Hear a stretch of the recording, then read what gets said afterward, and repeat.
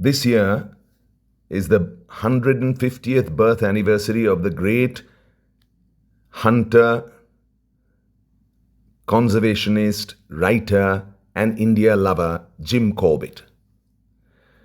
I have adored him in every one of those roles all my life, and I cannot think about him or talk about him without wonderful memories of my grandfather flooding into my mind, because it was he who raised me on a rich diet of Corbett throughout my childhood. I would like to read from every book of Corbett's, but for now I'm going to read out only one chapter from his book called My India, a book which talks about the many people that he became very closely involved with and people he loved and admired and respected. And they were all Indians. I wish that there were Indians among us who loved other Indians as much as Corbett did. He was at that time working as a freight contractor at Mokama Ghat on the Ganges. His work was to have his men, several hundred men, unload freight from goods trains on one bank of the Ganges and put them on a ferry so that they would reach the other ghat and then be carried by railway again to their destinations far away in North India. And in that context, he talks about one man, and that is the heading of this chapter. It is called Chamari. Chamari, as his name implies, belonged to the lowest strata of India's 60 million untouchables. Accompanied by his wife, an angular person whose face was stamped with years of suffering and whose two young children were clutching her torn skirts, he applied to me for work. Chamari was an undersized man with a poor physique, and as he was not strong enough to work in the sheds, I put him and his wife onto trans-shipping coal. Next morning, I provided the pair of them with shovels and baskets, and they started work with courage and industry far beyond their strength. Towards evening, I had to put others on to finishing their task, for the delay in unloading one of a rake of 50 wagons meant hanging up the work of several hundred laborers. For 2 days, Chamari and his wife labored valiantly but ineffectively. On the third morning, when their blistered hands tied up in dirty rags, they were waiting for work to be allotted to them, I asked Chamari if he could read and write. When he said that he knew a little Hindi, I instructed him to return the shovels and baskets to the store and to come to my office for orders.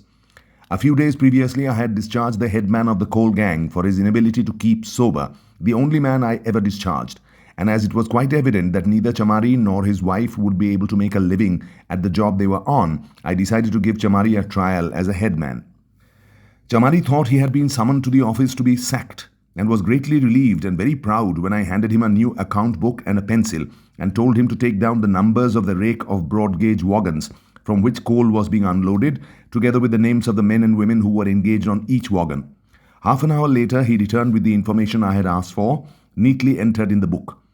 When I had verified the correctness of these entries, I handed the book back to Chamari and told him I had appointed him headman of the coal gang, at that time numbering 200 men and women.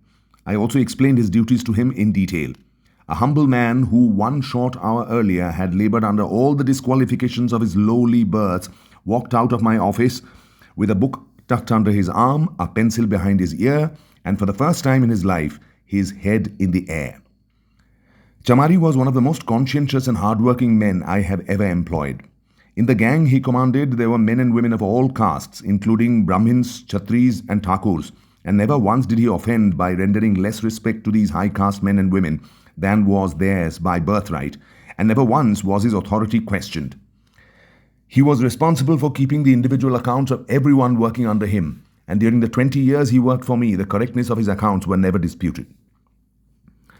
On Sunday evenings, Chamari and I would sit, he on a mat and I on a stool, with a great pile of copper paisa between us, and ringed round by coal-grimed men and women eagerly waiting for their week's wages. I enjoyed those Sunday evenings as much as did the simple, hard-working people sitting around me, for my pleasure in giving them the wages they had earned with the sweat of their brows was as great as theirs in receiving them. During the week, they worked on a platform half a mile long, and as some of them lived in the quarters I had built for them, while others lived in the surrounding villages, they had little opportunity for social interaction. Sunday evenings gave them this opportunity, and they took full advantage of it. Hardworking people are always cheerful, for they have no time to manufacture imaginary troubles, which are always worse than real ones. My people were admittedly poor, and they had their full share of troubles. Nonetheless, they were full of good cheer, and as I could understand and speak their language as well as they could, I was able to take part in their light-hearted banter and appreciate all their jokes. The railway paid me by weight, and I paid my people, both those who worked in the sheds and those who worked on the coal platform, at wagon rates. For work in the sheds, I paid the headmen, who in turn paid the gangs employed by them, but the men and women working on coal were paid individually by me. Chamari would change the currency notes I gave him for pice in the Mokama Bazaar, and then, on Sunday evenings, as we sat with the pile of pice between us, he would read out the names of the men and women who had been engaged on unloading every individual wagon during the week, while I made a quick mental calculation and paid the amount due to each worker. I paid 40 pice, that is 10 annas, for the unloading of each wagon, and when the pice would not divide up equally among the number that had been engaged on unloading any particular wagon, I gave the extra pice to one of their number, who would later purchase salt to be divided among them.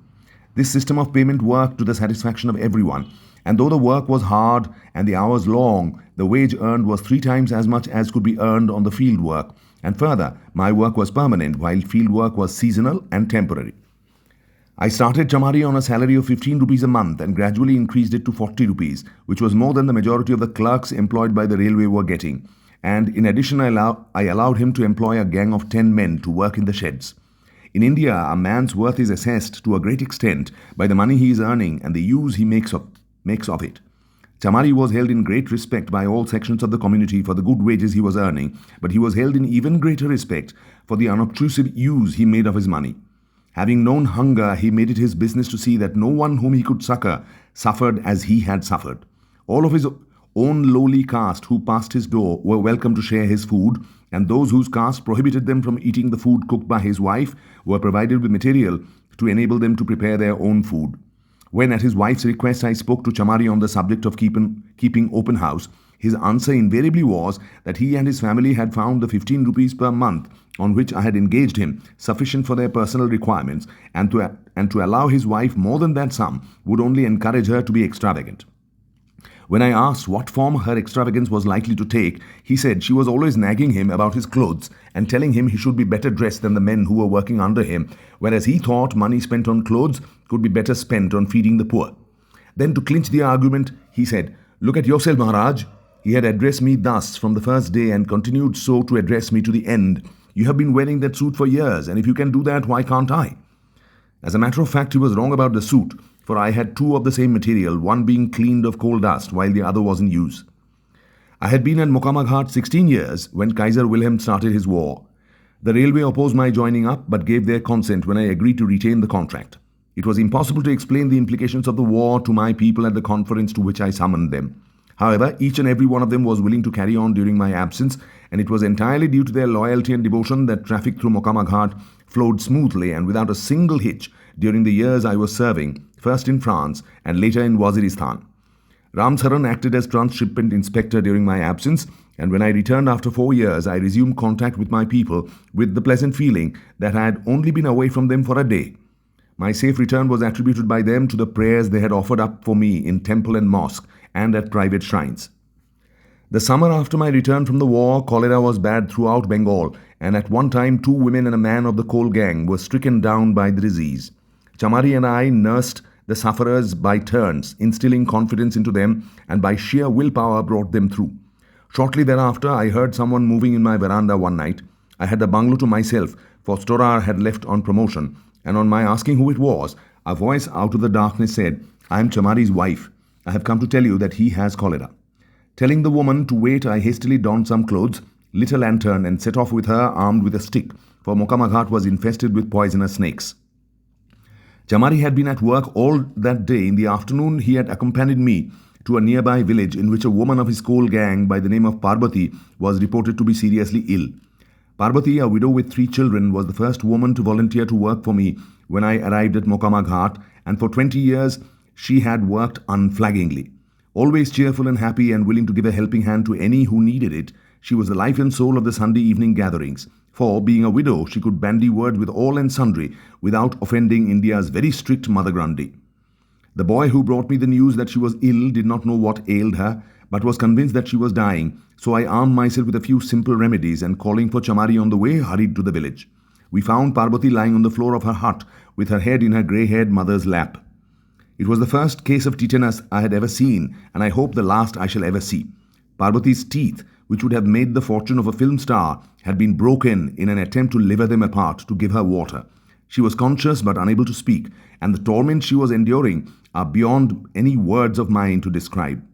There was nothing I could do to give her relief beyond massaging the tense muscles of her throat to try to ease her breathing, and while I was doing this, her body was convulsed as though she had received an electric shock. Mercifully, her heart stopped beating then, and her sufferings ended. Chamari and I had no words to exchange as we walked away from the humble home in which preparations were already underway for the cremation ceremony. For though an ocean of prejudices had lain between the high-caste woman and us, it had made no difference to our affection for her, and we both knew that we would miss the cheerful, hard-working little woman more than either of us cared to admit. I had not seen Chamari again that evening, for work had taken me to Samaria Ghat, and now his wife had come to tell me he was suffering from cholera. We in India loathe and dread cholera, but we are not frightened of infection, possibly because we are fatalists, and I was not surprised, therefore, to find a number of men squatting on the floor round Chamari's string bed. The room was dark, but he recognized me in the light of the lantern I was carrying and said, "Forgive the woman for having called you at this hour. It was 2 a.m. I told her not to disturb you until morning, but she disobeyed me." Chamari had left me, apparently in good health, 10 hours previously, and I was shocked to see the change those few hours had made in his appearance. Always a thin, lightly built man, he appeared to have shrunk to half his size. His eyes had sunk deep into their sockets, and his voice was weak and little more than a whisper.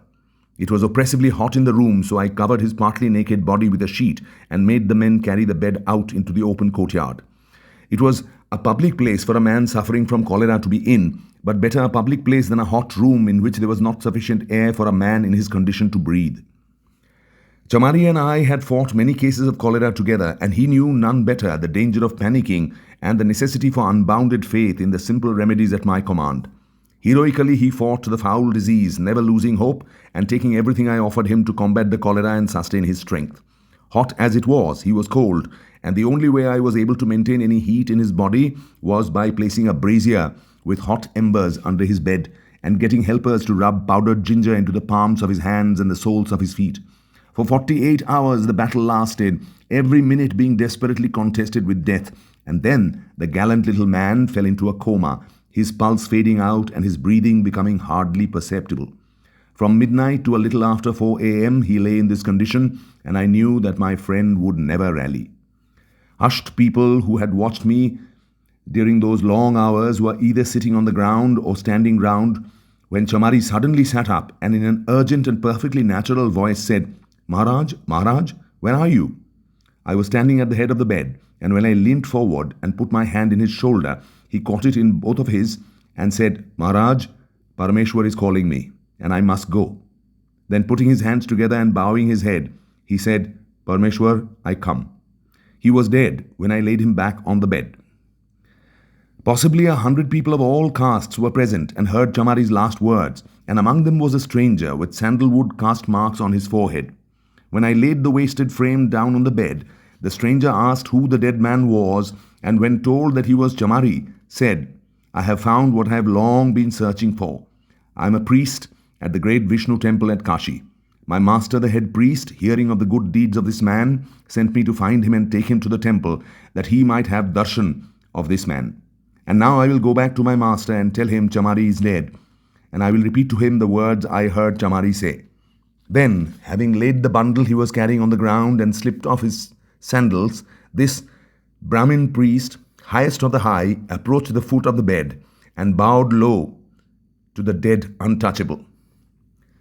There will never again be a funeral like Chamari's at Mohama Ghat, for all sections of the community, high and low, rich and poor, Hindu, Mohammedan, untouchable and Christian, turned out to pay their last respects to one who had arrived friendless and weighed down with disqualifications, and who left respected by all and loved by many. Chamari was a heathen, according to our Christian belief, and the lowest of India's untouchables, according to the Hindu. But if I am privileged to go where he has gone, I shall be content. Truly, in my eyes, this was a man. This story, which I have read again and again all through my growing up for the last 50 years, makes me think of so many things that have not changed about India, and so many things that have, so many good things that have gone, and so many that have persisted, so many bad things which were there then, which are with us still. I hope that my readers would notice them, pause over them, reflect upon them, and think, was that a better India? Are we living in a better India now? Or can we make a better India by our own efforts?